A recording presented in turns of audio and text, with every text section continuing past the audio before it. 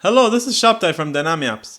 In this video, I want to show you how in just 3 minutes you can set up an edit post form to allow your users to edit posts or custom post types from the front end.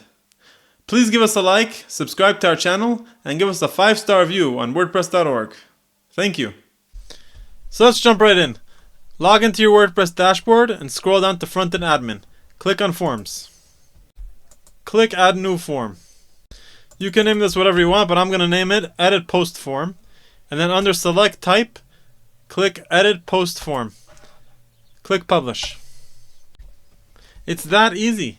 You have a fully functional edit post form, which you can copy and paste anywhere in your theme or your theme builder. Your users can now use this form to edit their posts from the front end without ever needing to log into the WordPress dashboard. Now you might need to configure some form settings based on where you're placing this form or based on your custom post types. So let's open up the Post to Edit field. This field will have a drop-down of all the posts on your website. You can limit this based on custom post type. For now you can see it's only pulling in posts. Let's see how that looks on the front end. As you can see, the Post to Edit field is a drop-down with many posts. You can either add a new post or choose one of the existing posts to edit. As you can see, it updates the URL with the ID of the post, and it also updates the data inside of the rest of the fields. While this is a great user experience, you don't have to have this field inside of the form for it to work. Let's delete this field. With that field deleted, the form will now attempt to edit the post based on the form's post settings. In order to configure that, scroll to Settings and click on Post. The post setting decides which post the form is currently editing. This means wherever the form is, it's going to look for the current post based on WordPress's configurations. This is extremely useful if you want to place this into a single.php file inside of your theme, or if you're using a theme builder like Elementor Pro or Bricks Builder, you can place this into a single post template. If we open this up, we can see the other options.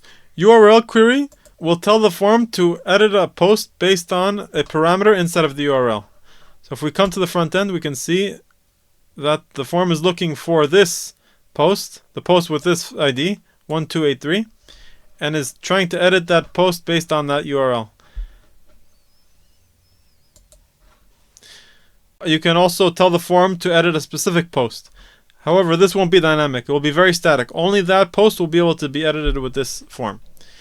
You can also choose the user's first post or the user's most recent post based on the current user.